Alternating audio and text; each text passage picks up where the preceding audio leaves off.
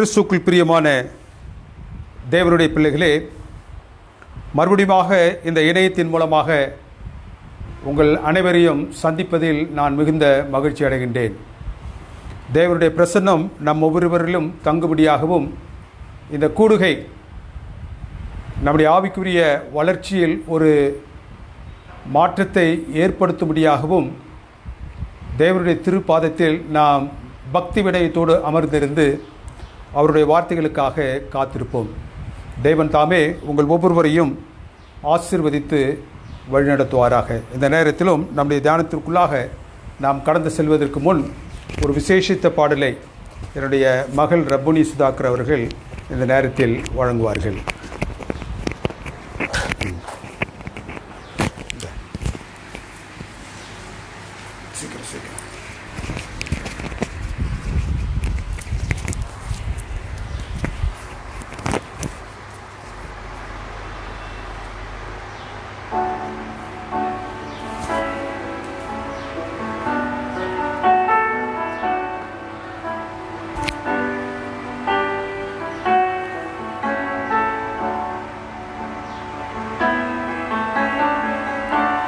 You are my strength when I am weak.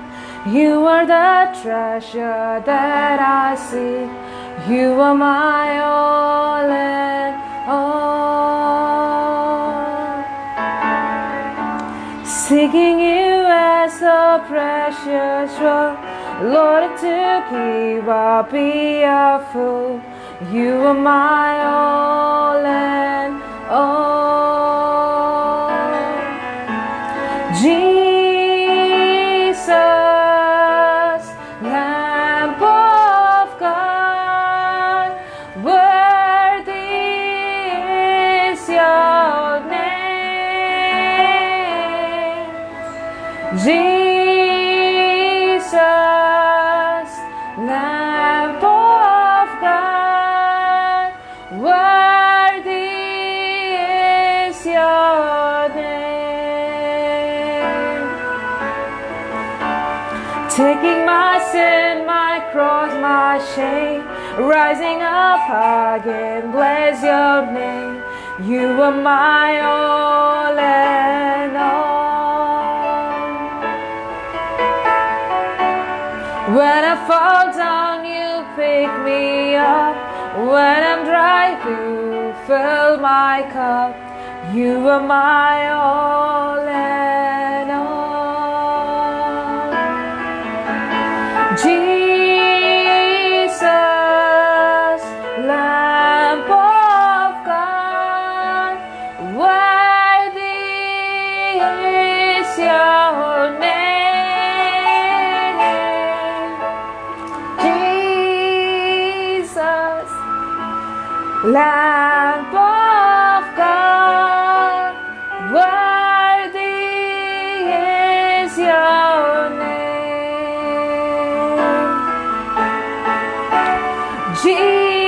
Jesus, Lamb of God, worthy is your name. Jesus, Lamb of God, worthy is your name.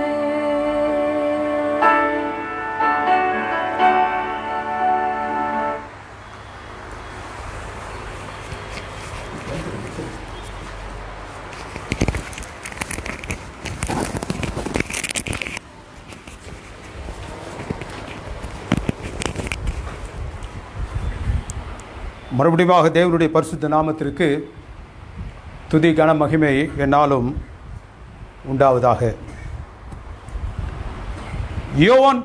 யோனத்தானுடைய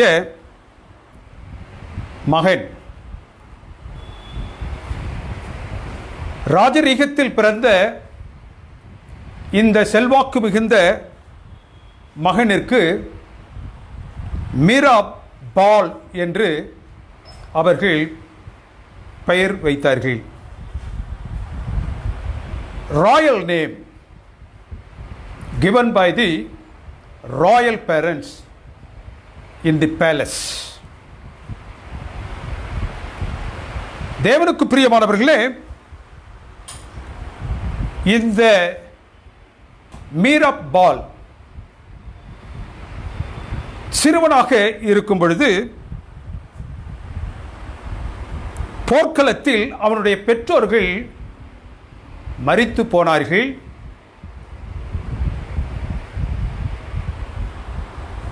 பலன் இழந்து காணப்பட்ட அந்த ராஜ்ய வம்சத்தில் இருக்கக்கூடிய இந்த அருமையான பாலகன் மீராபாலை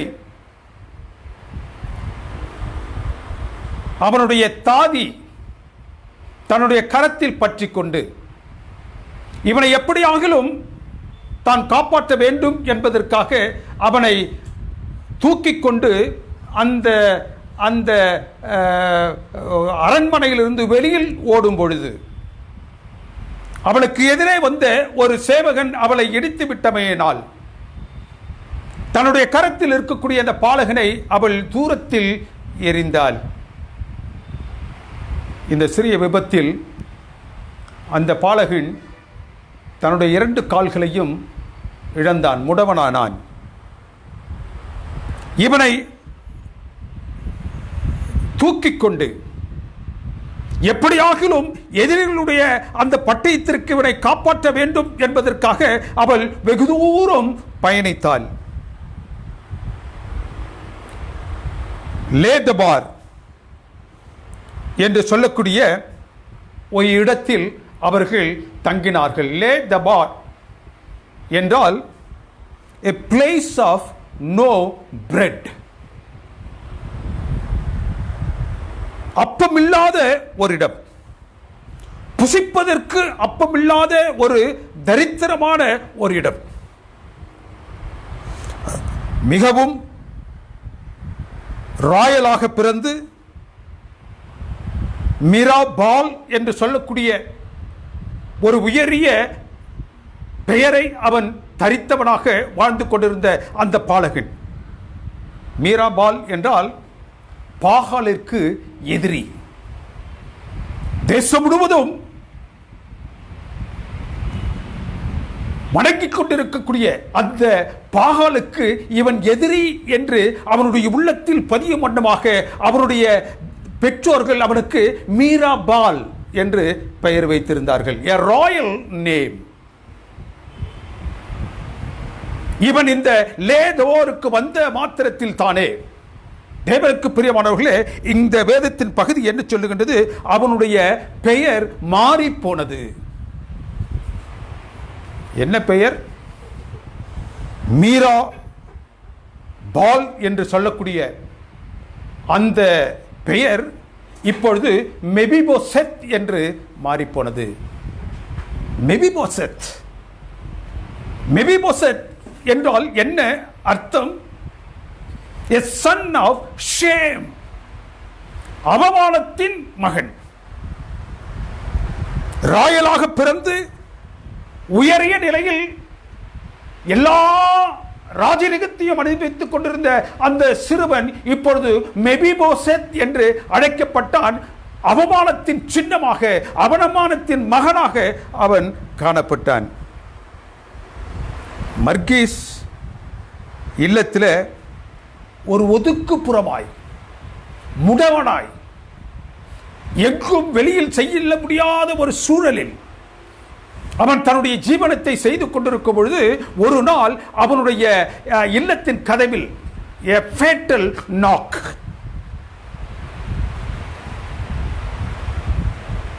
ஒருவர் தட்டுவது போன்ற ஒரு சப்தம் கேட்ட மாத்திரத்திலே அவன் வெளியில் வந்து பார்க்கும் பொழுது அங்கு ராஜ அரண்மனையில் இருந்து ஒருவன் அங்கு நின்று கொண்டிருந்தான். யார் அது? ஷீபா, சவுலுடைய வேலைக்காரன். இவனை பார்த்த மாத்திரத்தில் இவன் அரண்மனையில் இருந்து வருகின்றான் என்பதை தெரிந்து கொண்ட மாத்திரத்தில் இந்த மெபிபோசெத்தினால் தப்பித்துக் கொள்ள முடியவில்லை. அவனுடைய அங்கவீனம் அவனுக்கு உதவி செய்யவில்லை. He was not able to run, neither he was able to fight, hide himself was the solution at that point of danger. அவன் தன்னை மறைத்துக் கொள்வதற்கு ஏதுவாக நிலையில் அவன் காணப்பட்டான். என்றாலும் கூட அங்கு அரசு சமூகத்தில் இருந்து வந்த அந்த மனிதன் அவரிடத்தில், ராஜாவாகிய தாவீது உன்னை பார்க்க ஆசிக்கின்றார்.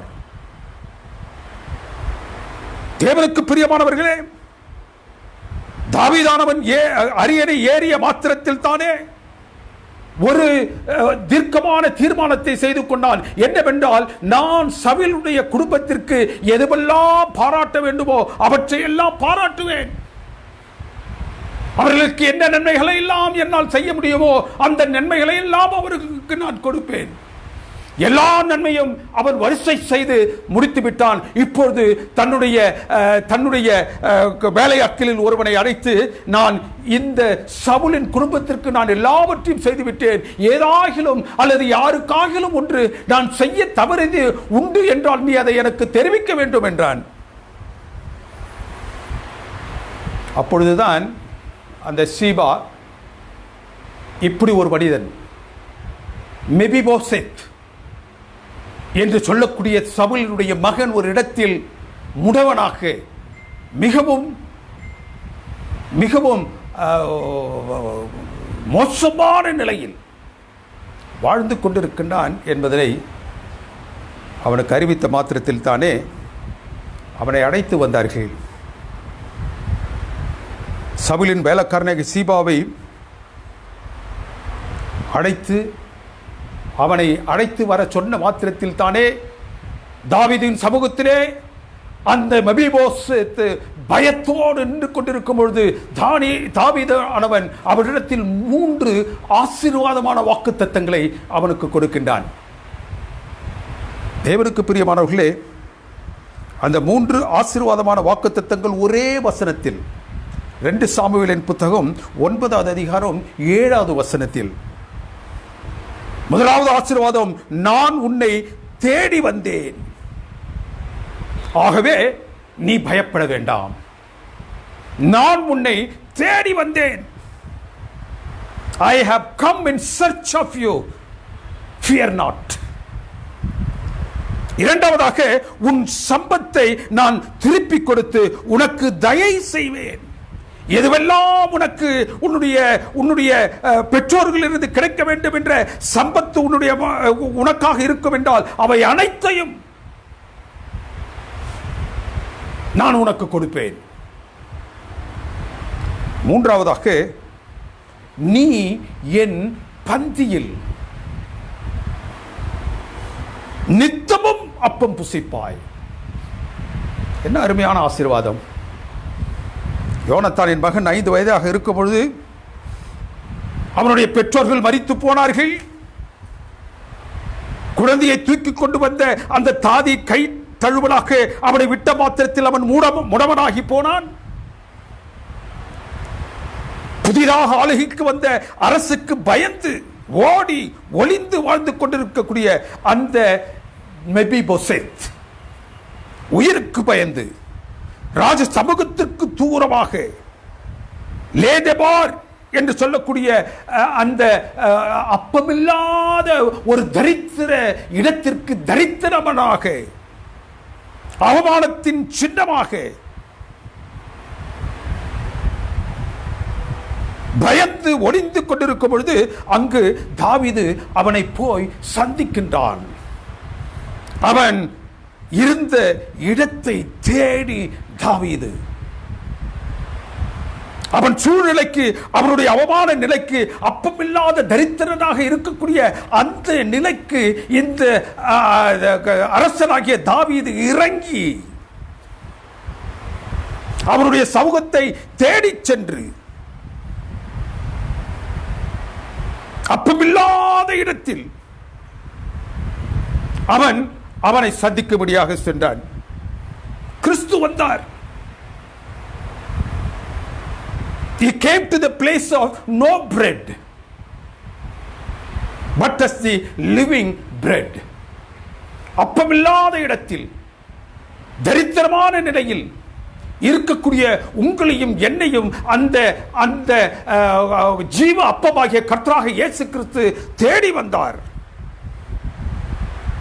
பரத்தை விட்டு நம்மை சந்திக்க கிறிஸ்து வந்தது போல் இந்த தாவீதரசன் மெபிபோசேத்தை தேடி அவன் இருக்கக்கூடிய அந்த தரித்திர நிலையில் இருக்கக்கூடிய, அந்த வனாந்தர நிலையில் இருக்கக்கூடிய, சாப நிலையில் இருக்கக்கூடிய, பாவ நிலையில் இருக்கக்கூடிய அந்த மெபிபோசேத்தை அவன் சந்திக்கும்படியாக சென்றான்.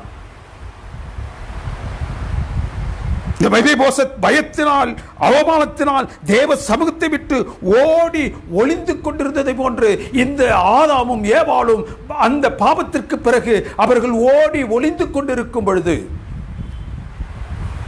அவர்கள் இருக்கும் இடத்திலே தேவன் தேடி வந்தார்.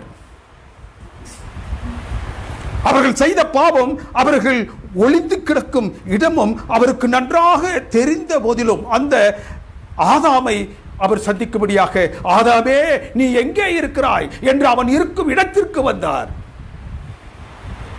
காயின் பாவம் செய்த மாத்திரத்தில் தானே காயின் இருக்கும் இடத்திலே வந்து காயினை காணும்படியாக, காயினே நீ எங்கே இருக்கிறாய்? அவர்கள் ஒளிந்து கொண்டிருக்கக்கூடிய இடம் அவருக்கு நன்றாக தெரியும். தேவனுடைய சமூகத்தை விட்டு யாரும் பூமியின் கடையாந்திரங்களில் என்னுடைய படுக்கை போட்டாலும் நீர் அங்கேயும் இருக்கின்றீர் என்று தாவீதரசன் சொல்வது போன்று இந்த உலகத்தில் தேவனுடைய பார்வைக்கு அப்பாற்பட்ட நிலையிலே அவருடைய சமூகத்திற்கு புறம்பாக ஒருவனும் இருக்க முடியாது.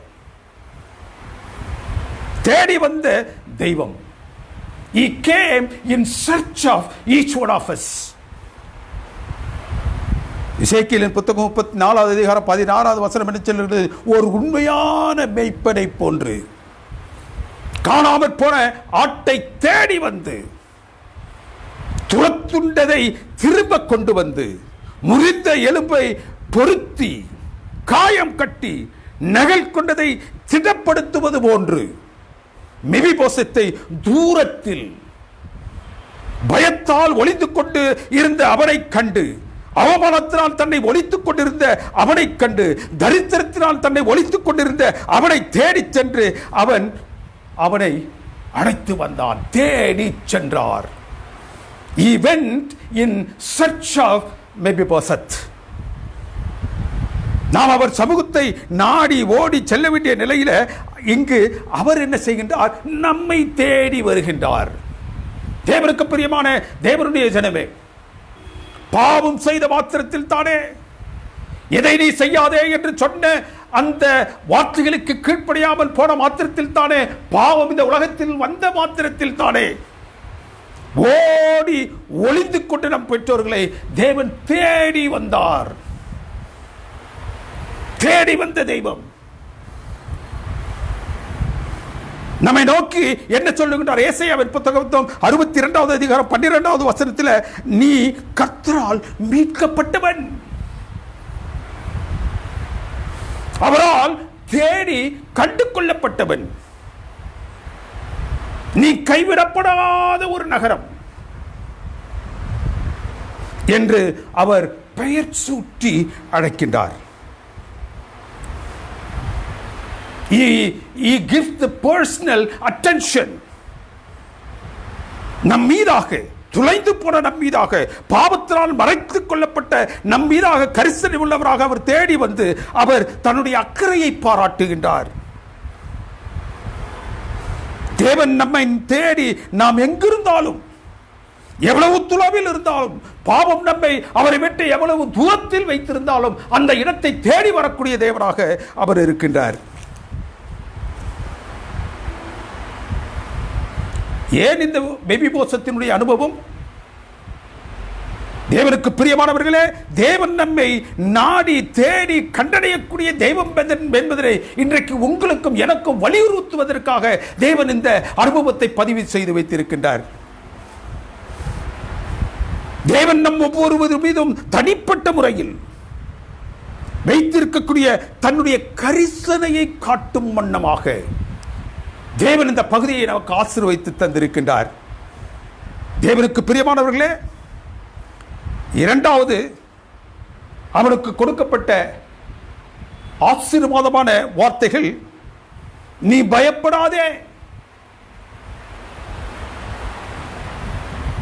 நான் நிச்சயமாய் உனக்கு தயை செய்வேன். Don't be afraid.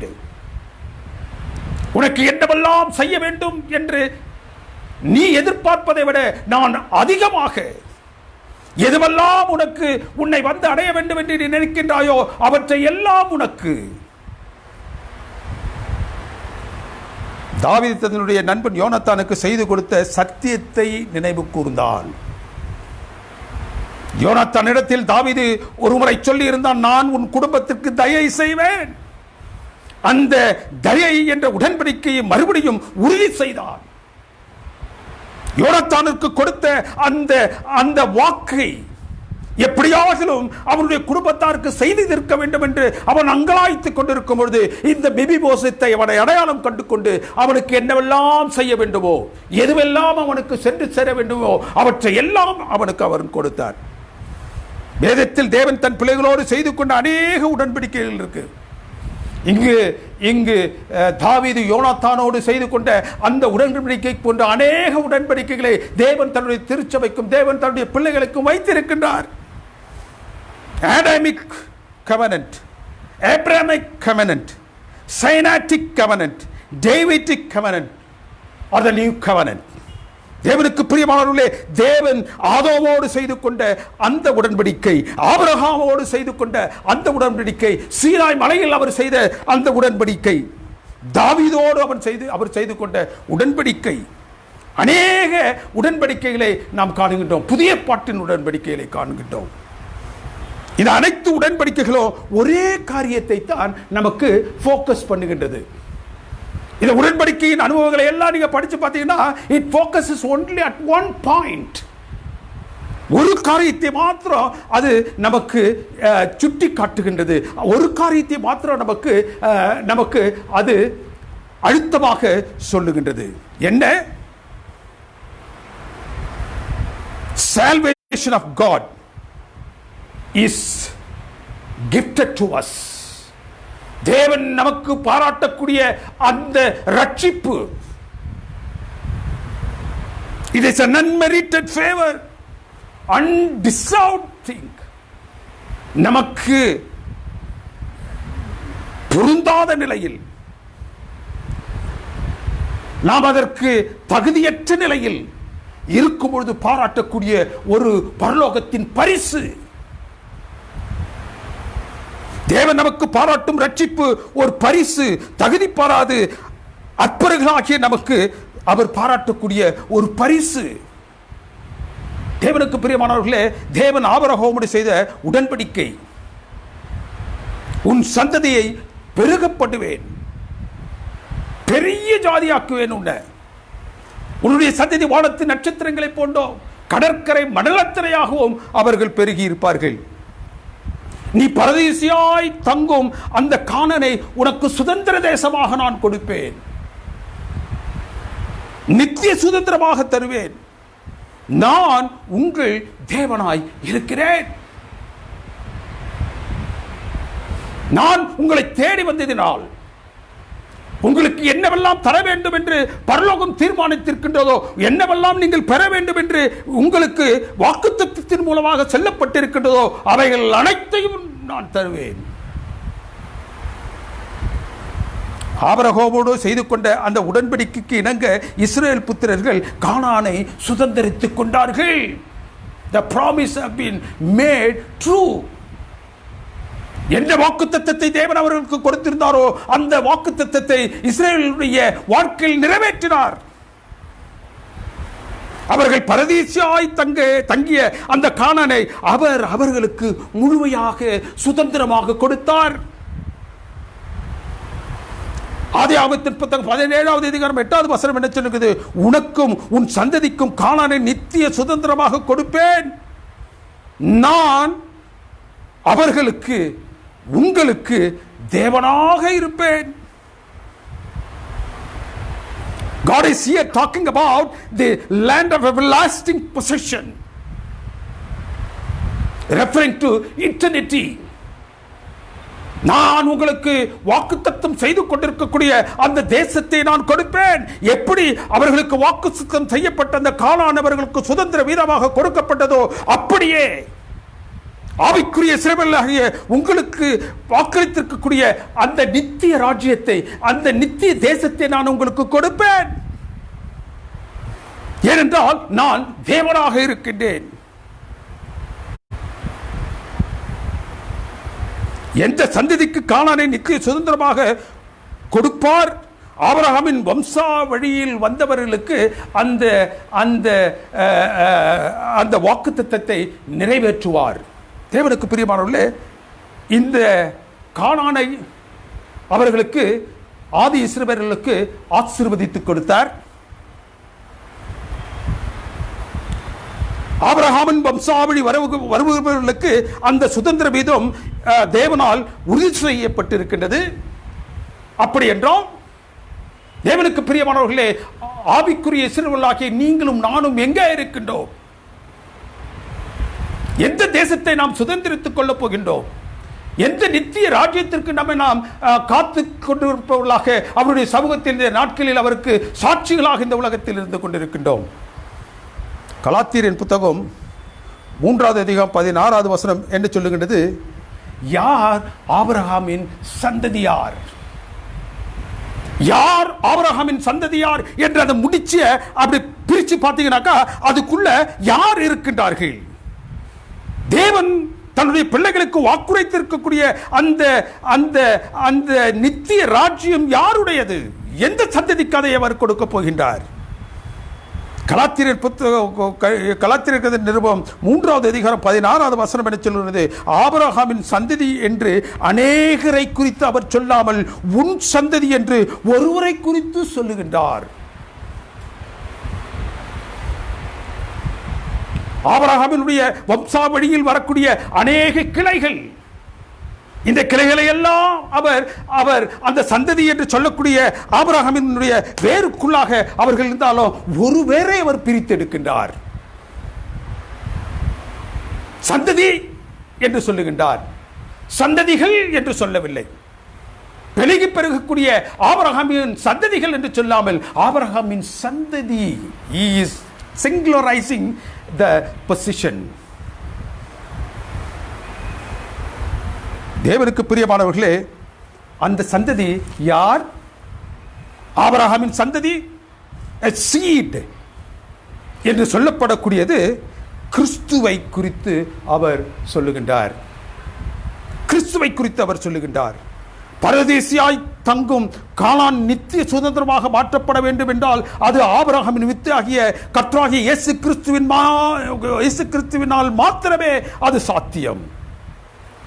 தேவன் ஆதாமோடு செய்த உடன்படிக்கையும், ஆதியாகமம் 3:15 ஒரு உடன்படிக்கை பண்ணுகின்றார். அந்த உடன்படிக்கையின் பிரகாரமாக தேவன் ஆதாமோடு செய்த உடன்படிக்கையும் கிறிஸ்துவையே காட்டுகின்றது. தேவன் ஆபிரகாமோடு செய்த உடன்படிக்கையும் கிறிஸ்துவையே காட்டுகின்றது.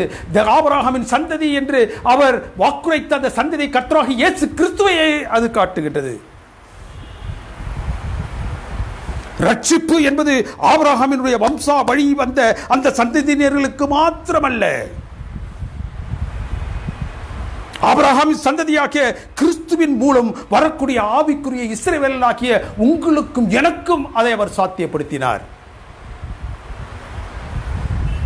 கிறிஸ்து மூலமாக தேவன் பாராட்டக்கூடிய ரட்சிப்பு, it is an unmerited and undeserved. It is purely a gift. தேவனுக்கு பிரியமானவர்களே, நம்முடைய தகுதி பாராது தேவன் பாராட்டிய ஒரு பரிசு. இன்றைக்கு ஆவிக்குரிய இஸ்ரவேல் வாக்கிய உங்களுக்கும் எனக்கும் தேவன் வைத்திருக்கக்கூடிய மகா உன்னதமான ஸ்லாக்கிய வாக்கு எதுவென்றால் பரம். எந்த ஆசீர்வாதத்தை உடன்படிக்கையின் மூலமாக தேவன் ஆதாமோடு பேசினாரோ, எந்த ஆசீர்வாதத்தை தேவன் ஆபிரகாமோடு பேசினாரோ, அந்த ஆசீர்வாதத்திற்கு தேவன் இன்றைக்கு உங்களையும் என்னையும் தகுதிப்படுத்தி இருக்கின்றார். அந்த உடன்படிக்கையை ஆவிக்குரிய இஸ்ரவேலாகிய நமக்கு கிறிஸ்துவின் மூலம் உறுதி செய்து இருக்கின்றார். It's a free gift. இங்கு தாவீது மெபிபோசேத்தின் இடத்தில் என்ன சொல்லுகின்றான்? உன் தகப்பனாகிய யோனத்தான் நிமித்தம், அவனுக்கு நான் பாராட்டிய வாக்குத்தத்தத்தின் நிமித்தம், அவனோடு நான் செய்து கொண்ட உடன்படிக்கையின் நிமித்தம் நான் நிச்சயமாய் உனக்கு தயை செய்வேன். அந்த நிச்சயத்தை, அந்த தயையை தேவன் தன்னுடைய பிள்ளைகளாகிய உங்களுக்கும் எனக்கும் அதை அதை அதை ஸ்திரமாக காப்பாற்றி வைத்திருக்கின்றார்.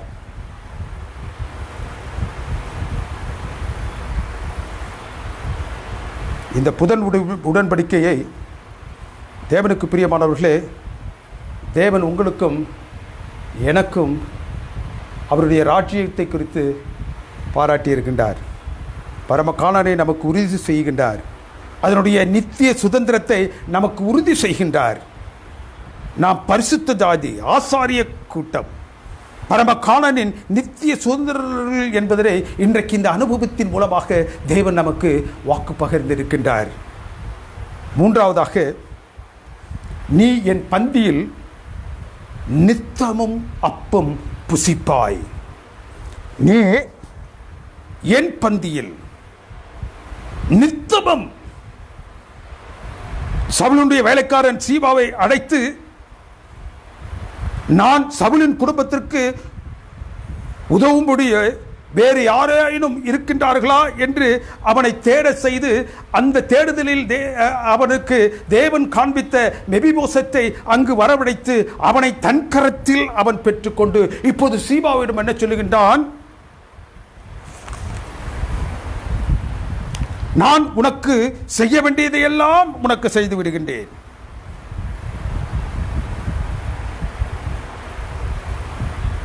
உன்னுடைய ஜீவனத்திற்கு என்னவெல்லாம் வேண்டும் என்று நினைக்கின்றாயோ, இது நாள் வரைக்கும் நீ என்ன பெற வேண்டும் என்று நீ எதிர்பார்த்து கொண்டிருந்தாயோ, அவற்றை எல்லாம் நான் உனக்கு தந்துடுறேன்.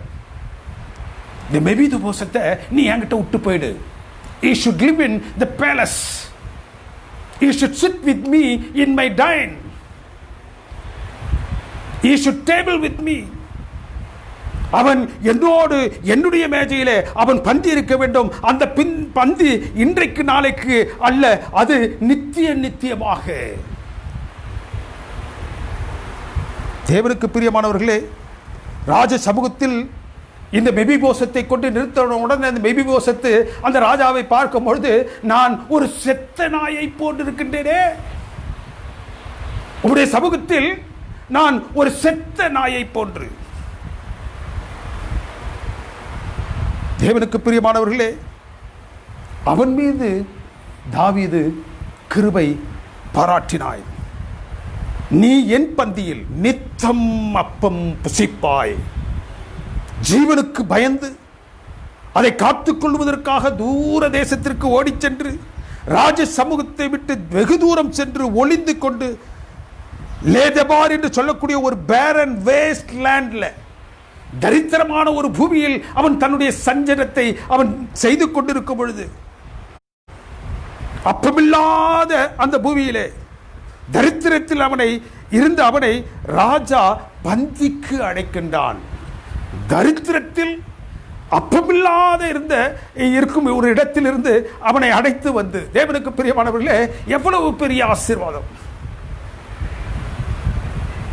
அப்பமில்லாத ஒரு தரித்திரமான இடத்தில் இருந்து அவனை அழைத்து வந்து ராஜ சமூகத்தில், ராஜ பந்தியில், ராஜாவிற்கு அருகில் அமர்ந்து அவன் புசிக்கத்தக்கதாகவும், அந்த புசிப்பு என்பது ஒரு நாள் 2 நாள் அல்ல, நித்தியமாக அவன் அவனோடு இருக்கும் அளவிற்கு.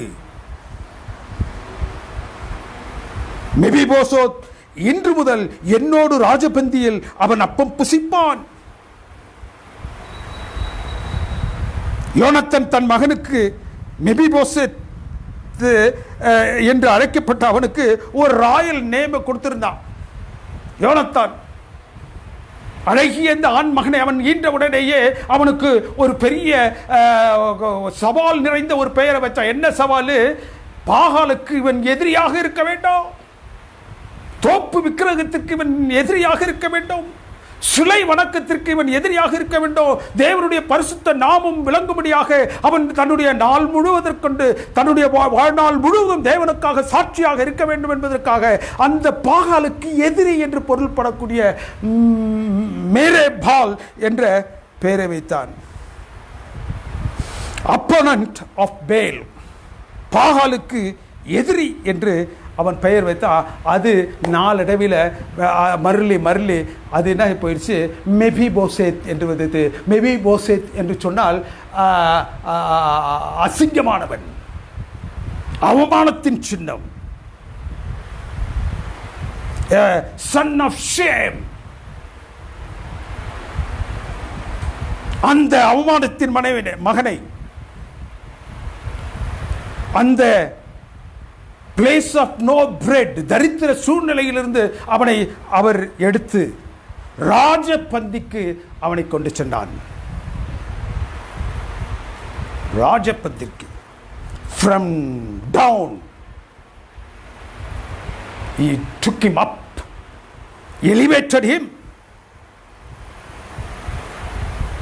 பிறகு அவன் என்ன சொன்னான், நீ இனிமேல் மெபி போசேத் என்று அழைக்கப்பட மாட்டாய். தேவனுக்கு பிரியமானவர்களே, தேவனுடைய சமூகத்தில் தரித்திரத்திலும் பாவத்திலும் உழந்து கொண்டிருக்கக்கூடிய உங்களையும் என்னையும் தேவன் பிரித்தெடுத்து அவர் ராஜரீக பிள்ளைகளாக பரிசுத்த கூட்டமாக உங்களையும் என்னையும் அவர் அழைத்து அந்த உயரிய தகுதியை நமக்கு கொடுப்பது மாத்திரமல்ல, அவர் நினைச்சாரு பழைய நிலையில் இனி ஒருபோதும் உன்னை யாரும் கூப்பிடக்கூடாது. You should never be called anymore Mephibosheth. You should be called Merab-baal. மறுபடியும் அவர் நம்மை சுதந்திரித்துக் கொண்டு அவருக்கு சாட்சியாக வைக்க விரும்புகின்றார். நீ மறுபடியும் மீராபாலாத்தான் இருக்கணும். அந்த பாகாலுடைய எதிரி என்று உனக்கு உன்னுடைய பெற்றோர்கள் இட்ட பெயர் இன்று முதற்கொண்டாவது என்ன செய்யணும், செயல்பட வேண்டும். He changes the name. He changes the situation. He changes you from sin to the holy life. தேவனுக்கு பிரியமானவர்களே, the place of no bread இல் இருந்தவனுக்கு, தரித்திரமான அப்பமில்லாத இடத்தில் இருந்தவனுக்கு கிங்ஸ் டேபிள், ராஜபந்தி. இன்றைக்கு தேவன் உங்களையும் என்னையும் தேடி வந்து நம்மை பார்த்து அவருடைய சமூகத்தில் அழைத்திருக்கின்றார் என்றால் அவர் இந்த உலகத்தில் காணக்கூடிய பந்திகளை அல்ல, மேன்மைகளை அல்ல, இந்த மேன்மைகளினால் அல்ல. If God chooses you, if God takes hold of you, He is going to sit, He is going to make you sit in the king's table, ராஜபந்தியில். ஒரு நாள் அல்ல, இரு நாள் அல்ல, நித்தியமாக அவரோடு அமர்ந்து புசிக்கக்கூடிய, அவன் இழந்த ராஜ மேன்மையை அவனுக்கு மறுபடியும் கொடுத்து, அவன் இழந்த அந்த ராஜ பெயரை அவனுக்கு மறுபடியும் கொடுத்து,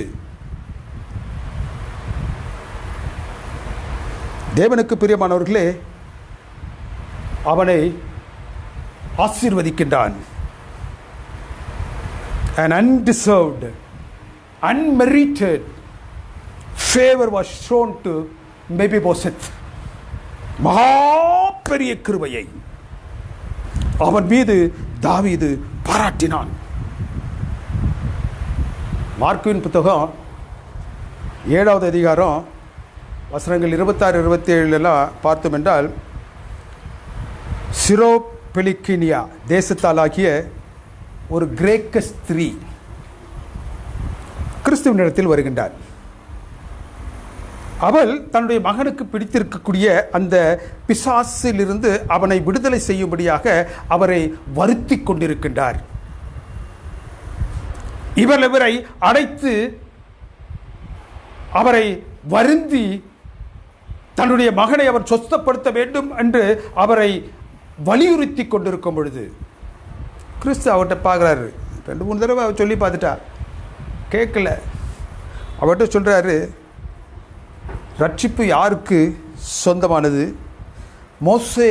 மேசியா யாருக்காக வந்தார் தெரியுமா?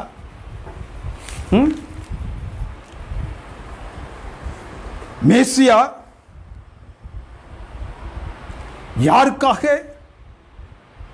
யாரை ரட்சிப்பதற்காக வந்தார் என்பதை நீ தெரிந்திருந்தோம் இப்படி என்ன செய்யற, வருத்துகின்றாயே. அப்போ அவர் என்ன சொல்றா, அவரிடத்தில் ரொம்ப பாசிட்டிவா பேசுறா. Yes, I know my lord, நீர் யாருக்காக வந்தீர் எனக்கு தெரியும், யார் உமக்காக காத்திருந்தார்கள் என்பது எனக்கு நன்றாக தெரியும், யாருக்கு ரட்சிப்பு சுதந்திரமானது என்பது எனக்கு நன்றாக தெரியும். மேஜை மீது வைக்கப்பட்டிருக்கக்கூடிய அப்பம், அதை யார் புசிக்க வேண்டும் என்பது எனக்கு தெரியும், அது யாரோடு பகிர்ந்து கொள்ளப்பட முடியாது என்பது எனக்கு நன்றாக தெரியும். கிறிஸ்து இதெல்லாம் சொல்லும் பொழுது அவ ஆமா ஆமா, I know my lord, but you do me a favour. என்ன ஃபேவர்? மேஜையின் மேல் வைத்திருக்கக்கூடிய அந்த அப்பத்தை புசிப்பதற்கு நீர் கூறிய அந்த சந்ததி இருக்கட்டும். நீர் யாருக்காக இந்த உலகத்தில் நீர் வந்தீரோ அவர்கள் அதை புசிக்கட்டும். அவர்களிடத்திலிருந்து நான் எதையும் எதிர்பார்க்கவில்லை, அவர்களுக்கு வைத்திருக்கக்கூடியதிலிருந்து நான் எதையும் எதிர்பார்க்கவில்லை. ஆனால் அந்த மேஜையிலிருந்து விழுகின்ற அந்த துணிக்கைகள், பீசஸ், அந்த துணிக்கைகளை நீர் எனக்கு கொடுக்க கூடாதா? நாய்களுக்கு கொடுக்கக்கூடியதை,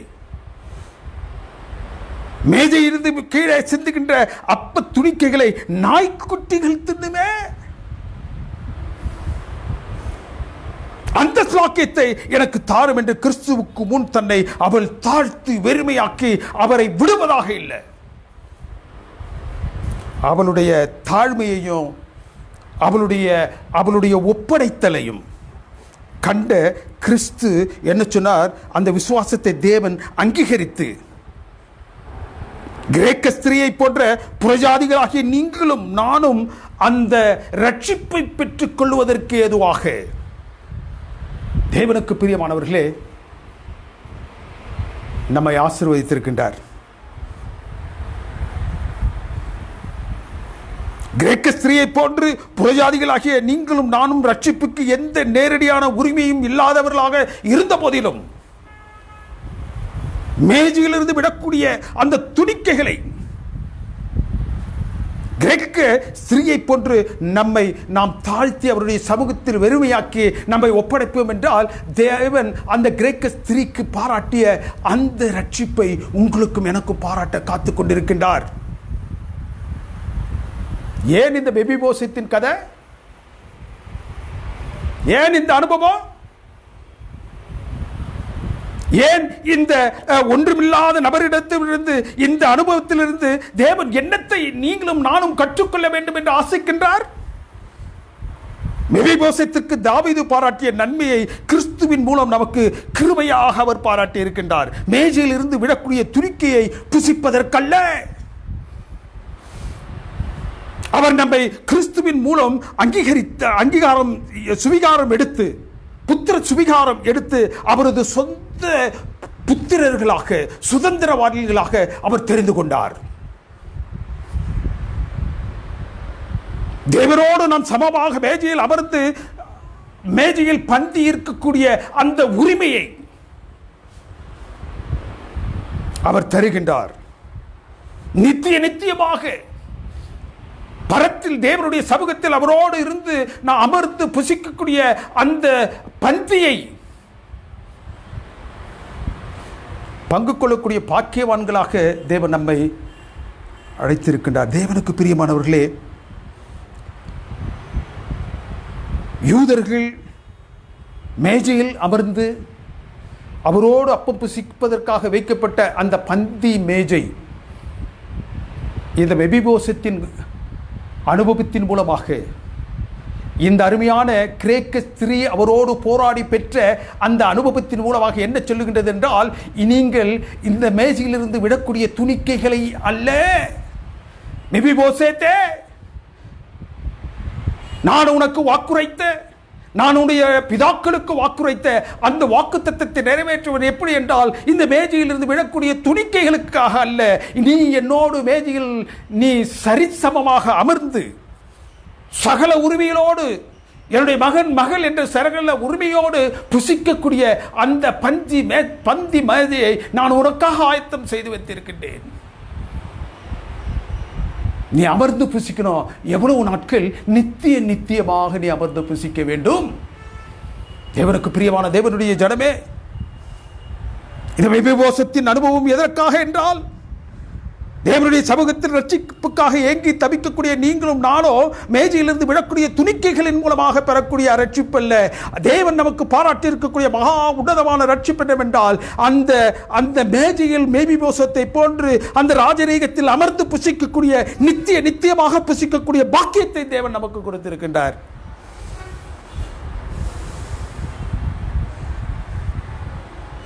தேவனுக்கு பிரியமானவர்களே, இந்த மெபிபோசத் ஒரு அங்குவீனன், அரசியல் சூழ்நிலை கைதி, தன்னுடைய வாழ்க்கையை அவன் ஒளித்து செய்து கொண்டிருப்பவன், உயிருக்கு பயந்து ராஜ சமூகத்தை விட்டு தூரத்தில் நின்று வாழ்ந்து கொண்டிருப்பவன், வனாந்தரத்தில் தரித்திரனாக அவமானத்தின் சின்னமாக வாழ்ந்து கொண்டிருப்பவன்.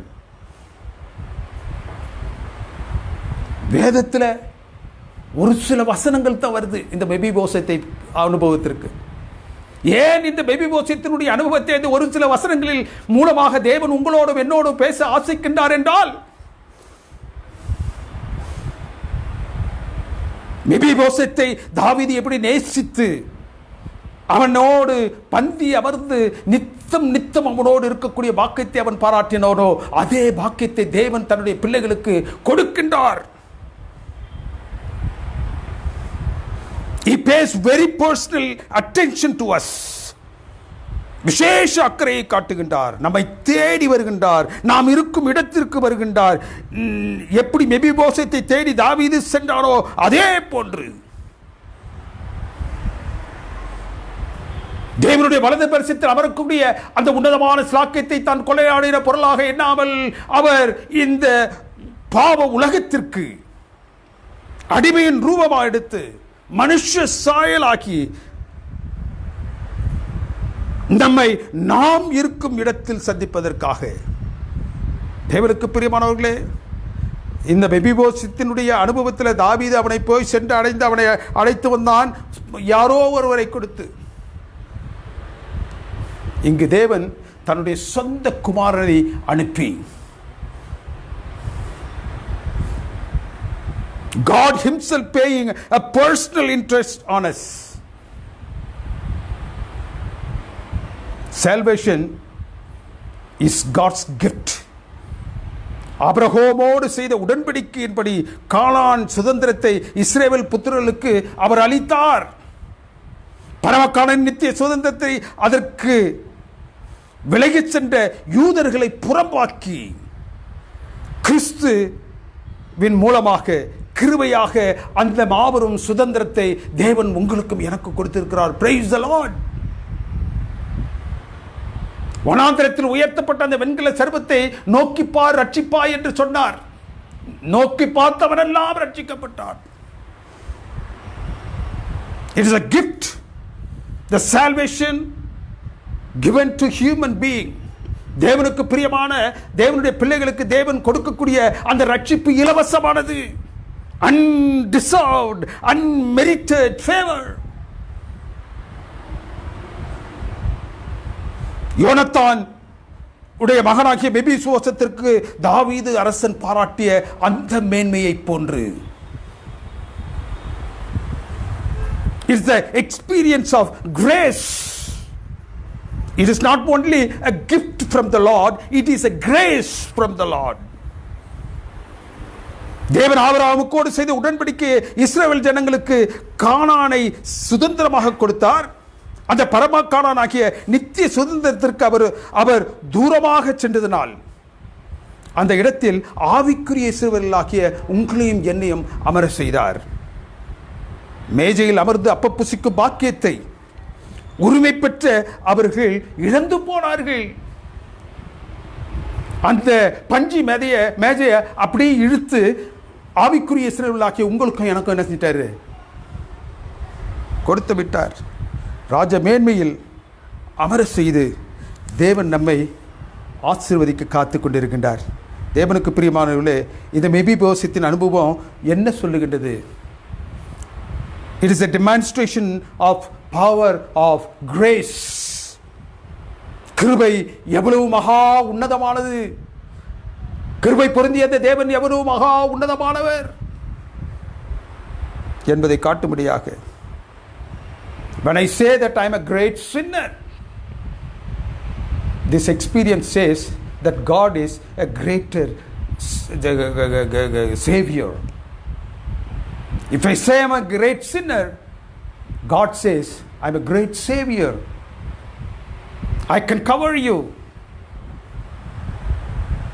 God's grace is not just common. It is exceptional. It is amazing. அவருடைய கிருபை தேவனுக்கு பிரியமானவர்களே ஆச்சரியமானது. எவ்வளவு தூரத்திற்கு நாம் அவருடைய சமூகத்தை விட்டு சென்றாலும் நம்மை அவரிடத்தில் ஈர்க்கக்கூடியது. இதை சொல்வதற்காகத்தான் இந்த அருமையான ஒரு அனுபவத்தை, மெபிபோசேத்தின் அனுபவத்தை தேவன் உங்களுக்கு எனக்கு வைத்திருக்கின்றார். எத்தனை பேர் இந்த ஆசீர்வாதத்திற்குள்ளாக கடந்து செல்வதற்கு நம்மை ஒப்புக் கொடுக்கின்றோம்? மெபிபோசேத்தை சந்திக்கும் தேவன் உங்களையும் என்னையும் சந்திக்க வாஞ்சை உள்ளவராக இருக்கின்றார். நம்மை தேடி வருகின்றார். நமக்கு உண்டானது எதெல்லாம் நமக்கு தேவை என்பதனை அவர் அறிந்து வைத்திருக்கின்றார். இவ்வுலகத்தின் தேவைகளை மாத்திரமல்ல, பரலோகத்தின் தேவைகளை, பரலோக ராஜ்யத்தை நாம் சுதந்திரித்துக் கொள்வதற்கான அனைத்து தேவைகளையும் அவர் பாராட்ட சித்தம் கொண்டவராக இருக்கின்றார். மூன்றாவது, தேவனுக்கு பிரியமானவர்களே, அவரோடு நாம் அமர்ந்து நித்தியமாக அந்த பந்தி மேஜையில் இருக்கக்கூடிய பெரும் பாக்கியத்தை, தரித்திரர்களாக, பாவத்தின் மூலமாக புறக்கணிக்கப்பட்டவர்களாக, பாவத்தின் பிடியிலே நெருக்கப்பட்டவர்களாக இருக்கக்கூடிய உங்களையும் என்னையும் அவர் அழைத்து தன்னோடு பந்தி அமர்வதற்கு தயை பாராட்டுகின்றார். மெபிபோசேத்திலே தேவனுடைய திரு சத்தத்திற்கு நீங்கள் இடம் கொடுங்கள். தேவன் அழைக்கின்றார். அவருடைய சமூகத்திற்கு செல்லுவோம். தேவன் தன்னுடைய வாக்குத்தத்தத்தை நமக்காக அவர் உறுதிப்படுத்துகின்றார். அந்த வாக்குத்தத்தின் பிள்ளை செய்வாராக. ஆமென். யாவரும் தலை தாழ்த்தி ஜெபிப்போம். மிகளை அன்பாக நேசித்து வழிநடத்தும் பரிசுத்தமிக்க பரமபிதாவே, இந்த அருமையான தெய்வீக ஆராதனை வேலைக்காக நாங்கள் உம்மை ஸ்தோத்திரிக்கின்றோம். உம்முடைய கிருபைகள் பெரியது சுவாமி, உம்முடைய கிருபைகள் பெரியது. Your grace is amazing. எங்கள் அன்பின் தெய்வமே, இந்த நாளில் இந்த கிருபையை கொண்டு நீர் எங்களை பார்ப்போமே. இந்த நாளிலும் எங்கள் அன்பின் தெய்வம் எங்களுக்கு தயவுள்ளவராக இருந்து, நாங்கள் இருக்கும் இடத்தை நீர் தேடி வந்து, எங்களுக்கு உண்டான எதுவெல்லாம் எங்களுக்கு சுதந்திரித்துக் கொள்வதற்கு நீர் வைத்திருக்கிறீரோ அவற்றை எல்லாமே நீர் எங்களுக்கு இலவசமாக கொடுத்து, எங்கள் அன்பின் தெய்வமே, எல்லாவற்றிற்கும் மேலாக நாங்கள் பெற வேண்டும் என்று நீர் ஆசிரிக்கக்கூடிய அந்த ரட்சிப்பை நீர் எங்களுக்கு தகுதி பாராமல் பாராட்டி, நீர் யாருக்காக இந்த உலகத்தில் வந்தேன் என்று உம்மை குறித்து பெருமை பாராட்டி கொண்டிருந்தவர்களுடைய அந்த பந்தி மேஜையை இழுத்து ஆவிக்குரிய இஸ்ரவேலாகிய எங்களுடைய பட்சத்தில் நீர் வைத்தவைக்காகவும் எங்களை நேசிப்பதற்காகவும் உமக்கு நன்றியும் சோத்திரங்களும் வேறெடுக்கின்றோம் சுவாமி. இந்த வேளையிலும் தேவரீர் இந்த செய்தியை கேட்டுக்கொண்டிருக்கக்கூடிய அருமையான மக்கள் ஒவ்வொருவரையும் நீர் ஆசீர்வதித்தரலாம். அவருடைய குடும்பங்களை நீர் ஆசீர்வதித்தரலாம். அவருடைய பிள்ளைகளை நீர் ஆசீர்வதித்தரலாம். அவருடைய தேவைகளை நீர் சந்தித்தரலாம். துன்பம், தொல்லை, கஷ்டங்கள், கஸ்திகள், வியாதிகள் நிமித்தமாக தேவரீர் தம்முடைய சமூகத்தை இந்த நாளில் நாடி இருக்கக்கூடிய பிள்ளைகளுக்காக நாங்கள் ஜெபிக்கின்றோம் சுவாமி. உடைய ஆசீர்வதிக்கப்பட்ட அந்த கரத்தினால் ஒவ்வொருவரையும் நீர் தொட்டரலும், சுகப்படுத்தியறலும், நெருக்கடிகளில் இருந்து அவர்களை விடுதலை செய்தரலும். வல்லமையுள்ள தெய்வமே, உம்முடைய பாதத்தண்டில் வரக்கூடியவர்கள் விடுதலை பெற்றவர்களாக செல்கின்றார்கள் என்ற நிலையை தேவரீர் இன்னும் நீர் நிலைநிறுத்தி வருவதற்காக நாங்கள் உம்மை ஸ்தோத்திரிக்கின்றோம் சுவாமி. எங்கள் அன்பின் தெய்வம் இந்த நாளில் நீர் பாராட்ட வேண்டும் என்ற உடைய மனதில் வைத்திருக்கக்கூடிய அந்த நன்மைகளை இந்த பாவிகளாக எங்கள் மீது நீர் பாராட்டியறலோ சுவாமி. தேவரீர், நாங்கள் இந்த உலகத்தின் பல்வேறு சூழ்நிலையில் நாங்கள் உற்று நோக்கும் பொழுது உங்களுடைய வருகை மிக சீக்கிரத்தில் சம்பவிக்கப் போகின்றதை நாங்கள் உணர்கின்றோம் சுவாமி. அழிவை நோக்கி ஓடிக்கொண்டிருக்கக்கூடிய இந்த உலகத்திலிருந்து நீர் எங்களை பிரித்தெடுத்து அழியாத ராஜ்யத்திற்காக எங்களை தகுதிப்படுத்திக் கொண்டிருக்கக்கூடிய மாபெரும் தயவிற்காக உமக்கு நன்றி செலுத்துகிறோம் சுவாமி. எப்படி அந்த மெபிபோசேத்தை நீர் தெரிந்தெடுத்தீரோ, அவன் இருக்கக்கூடிய இடத்திற்கு நீர் சென்றீரோ, அவனை அழைத்து வந்து உம்முடைய சமூகத்தில் அவனுக்கு உண்டான எல்லாவற்றையும் அவனுக்கு பாராட்டி எல்லாவற்றுக்கும் மேலாக உம்மோடு பந்தி இருக்கக்கூடிய பரலோகத்தின் அந்த ஆசீர்வாதத்தையும் நீர் அவனுக்கு பாராட்டினாரோ, அதே போன்று சுவாமி ஆவிக்குரிய இஸ்ரவேலாகிய எங்களையும் நீர் சந்திக்கின்றேன் என்பதற்காக உமக்கு நன்றி செலுத்துகிறோம், தோத்திரம் செலுத்துகின்றோம் சுவாமி. நீர் வரும் அந்த நாளிலே இதோ இவருக்காக காத்திருந்தோம், இவருடைய ரட்சிப்பிலே கலிக்குறும் என்று சொல்லக்கூடிய கூட்டத்தாருடைய நாங்களும் மெபிபோசத்துக்களாக தேவரீர் தம்முடைய சமூகத்தில் உம்மால் அழைத்து கொண்டு வரப்பட்ட அநேக மக்களுமாக உடைய ராஜ்யம் வந்து சேரக்கூடிய மாபெரும் சுலாக்கியத்தை நீர் எங்களுக்கு தந்தது. கர்த்தராகிய இயேசு கிறிஸ்துவின் தூய நாமத்தினால் மிகுந்த தாழ்மையோடு ஜெபிக்கின்ற எங்கள் அன்பின் பரிசுத்தமிக்க பரமபிதாவே, ஆமென். நம்முடைய கர்த்தராகிய இயேசு கிறிஸ்துடைய கிருபையும் பிதாவுடைய அன்பும் பரிசுத்தாவியாருடைய அன்பும் நைக்கும் சிநேகமும் அனைவரோடும் விசேஷமாக இந்த நாளில் வரத்திடப்பட்ட தேவரீர் தமது பிள்ளைகள் ஒவ்வொருவரும் அவருடைய குடும்பங்களோடும் இணையத்தின் மூலமாக தேவரீர் இந்த சத்தியத்தை கேட்டு அமர்ந்து கொண்டிருக்கக்கூடிய ஒவ்வொரு பிள்ளைகளோடும் மீண்டும் மென்றும் சதா காலங்களிலும் இருப்பதாக. ஆமேன், ஆமேன், ஆமேன்.